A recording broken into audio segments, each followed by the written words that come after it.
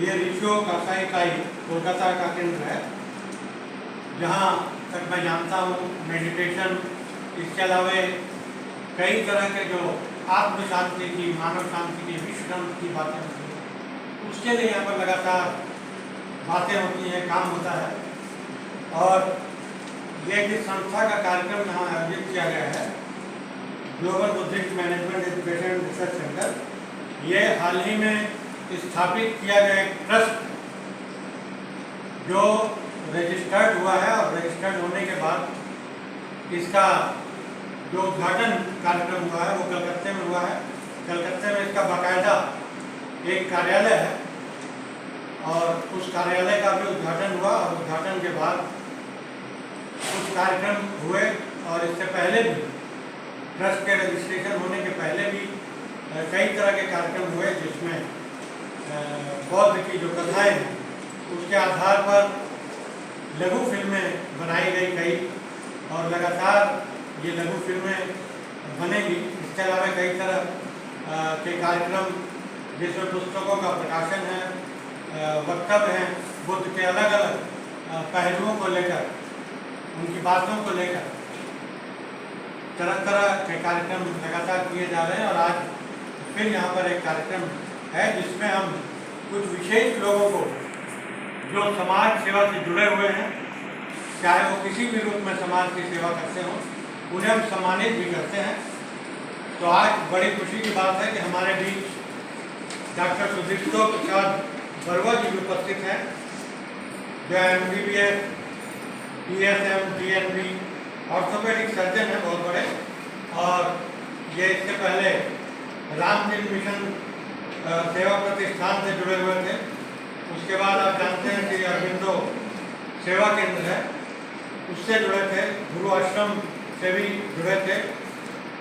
ये सारी संस्थाएं सेवामूलक संस्थाएं हैं, जिन संस्थाओं का मैंने नाम लिया है, तीनों की तेना में सेवामूलक संस्थाएं हैं। लेकिन अभी ये यहाँ जहाँ पर हम लोग उपस्थित हैं, अभी इस संस्था से जुड़े हैं, और यहाँ लगातार फ्री सर्विस दे रहे हैं, निःशुल्क सेवा दे रहे हैं। सुबह 11:30 बजे से सैटरडे ये उपस्थित होते हैं। आज जैसे शनिवार है, तो शनिवार को 11:30 बजे ये उपस्थित होते हैं सेवाएं देने के लिए। तो इस संस्था के प्राण पुरुष जो है, जो इसके प्रतिष्ठाता हैं, डॉक्टर जसबीर चावला, वो स्वयं लगातार देश और दुनिया में बुद्ध पर तरह तरह के वक्तव्य देते रहते हैं, ऑनलाइन ऑफलाइन। विभिन्न देश के विश्वविद्यालय जो है इन्हें आमंत्रित करते हैं, वहाँ ये जाते हैं और कुछ कुछ दिनों तक वहाँ रहकर वहाँ के छात्रों को संबोधित करते हैं। इसके अलावा ये ऑनलाइन लगातार देश दुनिया के छात्रों से संपर्क में रहते हैं। और आज यहाँ इनकी एक किताब का लोकार्पण भी होना है। इससे पहले इनकी कम से कम 45-50 किताबें, यहाँ तक मैं जानता हूँ, प्रकाशित हो चुकी हैं, जिनमें कविता संग्रह, लोककथा संग्रह, निबंध संग्रह, विविध कई तरह के। इसके अलावा इन्हें देश के मुख्तलिफ संस्थाओं से कई तरह के सम्मान मिल चुके हैं, जिसमें हिंदीतर भाषी हिंदी लेखन पुरस्कार, केंद्रीय हिंदी निदेशालय भारत सरकार, हिंदी सेवक शताब्दी सम्मान नई दिल्ली, राष्ट्रभाषा रत्न प्रयाग, साहित्य श्री सम्मान उत्तराखंड से, साहित्य वाचस्पति कानपुर से, श्री राम प्रकाश गोयल साहित्य शिरोमणि सम्मान, अंतर्राष्ट्रीय हिंदी कलामन, इस तरह के तमाम सम्मान है। बीजिंग चीन में भी इनको सम्मान दिया गया, बाली इंडोनेशिया में, देश और दुनिया में इन्हें सम्मानित किया गया है। तो ये वैसे तो इंजीनियर हैं और steel authority of India limited में थे, लेकिन क्योंकि ये बौद्ध धर्म और बौद्ध की शिक्षाओं से, खासतौर से धर्म नहीं, जो शिक्षाएँ जो मानव जीवन को किस तरह से जिया जाए, किस तरह से पारिवारिक संबंध अच्छे रखे जाएं, मनुष्य का मनुष्य से किस तरह अच्छा संबंध हो, उन सब चीज़ों को लेकर इन्होंने शोध किया, उस पर डॉक्टरेट की डिग्री भी हासिल की, और लगातार वहाँ से steel authority of India limited की सम्मानित जो पद था उसको छोड़कर पूर्ण रूप से अपना जीवन समर्पित कर दिया है बौद्ध की शिक्षाओं को का प्रचार प्रसार में, जिससे मनुष्य का जीवन सुंदर हो, सुखद हो और विश्व शांति स्थापित हो। तो आज हम यहाँ सबसे पहले जहाँ सम्मान की बात है, तो डॉक्टर सुदीप्तो प्रसाद बरुआ जी को मैं चाहूँगा कि वे यहाँ मंच पर आए ताकि हम उन्हें सम्मानित कर सकें और डॉक्टर जसबीर चावला जिसे कहूँगा वे आए और उन्हें सम्मानित करें।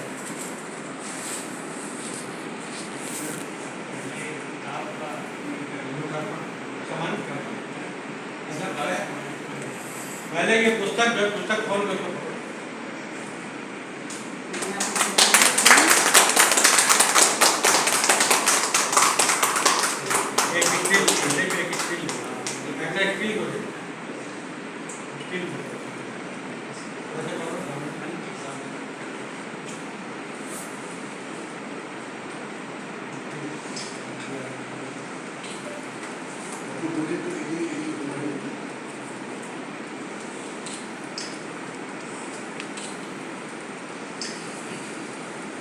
अब हम इन्हें बाकायदा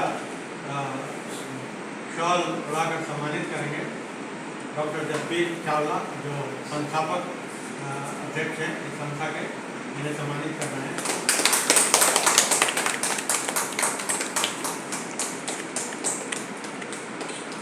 मैं चाहूँगा कि डॉक्टर सुदीप्त प्रसाद बरवारी कुछ बातें हमें बताएं, कुछ हमें संबोधित करें ताकि किस तरह वो समाज सेवा से जुड़े और कैसे उन्होंने अपना जीवन इस ओर मोड़ा। एक ऑर्थोपेडिक डॉक्टर होने के बावजूद समाज सेवा से वे जुड़े और निःशुल्क अपनी सेवाएं दे रहे हैं। तो मैं चाहूँगा डॉक्टर साहब हमें संबोधित करें।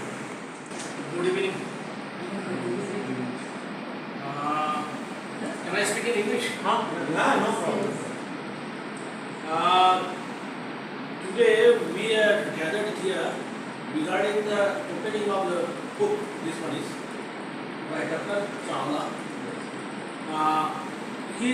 They are organizing that one is the name of the organization.